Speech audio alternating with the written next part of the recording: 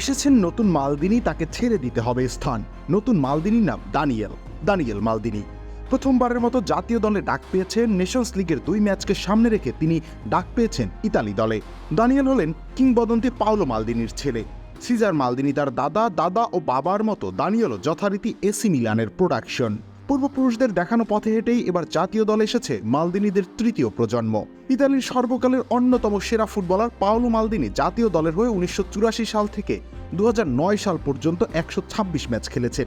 অন্যদিকে 1960-এর দশকে সিজার মালদিনি ইতালির হয়ে 14টি আন্তর্জাতিক ম্যাচ খেলেছেন। সিনিয়র 2 মালদিনি এসি মিলানের ইতিহাসেরই সর্বকালের সেরা 2 তারকা। সিজার মালদিনি মিলানে খেলেছেন 12 বছরে মিলানের জার্সিতে গায়ে নেমেছেন 347 ম্যাচে, করেছেন মাত্র 3 গোল। 4টি লিগ টাইটেলের সাথে রয়েছে নিজেদের প্রথম ইউরোপিয়ান কাপের স্বাদ, সেটাও জিতেছেন অধিনায়কের আর্মব্যাট হাতে নিয়ে। মিলান ক্যারিয়ারে সব জিতেই 1966 সালে দল ছেড়েছিলেন সিজার। মিলান ছাড়ার 1 বছর পর 1967 সালে অবসর নিয়েছিলেন ফুটবল থেকে। ফুটবল ছাড়ার 1 বছর পরেই মালদিনি আর স্ত্রী মালিয়া লুইসার কোলজুড়ে আসে সন্তান পাওলো মালদিনি। বাবার দেখাদেখি ফুটবলে হাতেখড়ি হয়েছিল পাওলোর। বাবার মতো নিজেও পছন্দ করতেন বল আটকাতে। 10 বছর হতেই মিলান একাডেমিতে ভর্তি করিয়ে দেন সিজার মালদিনি। মাত্র 16 বছর বয়সে উদিনেসের বিপক্ষে মাঠে ডাক পান পাওলো। 2009 সালে অবসরের আগে মিলানের জার্সিতে মোট 647টি সিরিয়া ম্যাচে মাঠে নেমেছিলেন। বাপ বেটা মিলে খেলেছিলেন মোট 994টি সিরিয়া ম্যাচ।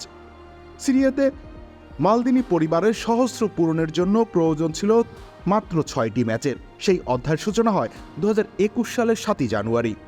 সানসিরোতে এসি মিলান বিপক্ষে নামে চিরপ্রতিদ্বন্দ্বী জুভেন্টাস। মাঠে নামেন দানিয়েল মালদিনি।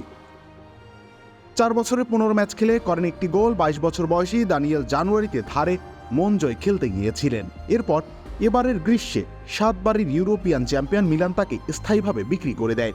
মিলানের মালদিনি অধ্যায়ের আপাতত এখানেই সমাপ্তি। রবিউল ইসলাম রনি, খেলা 71।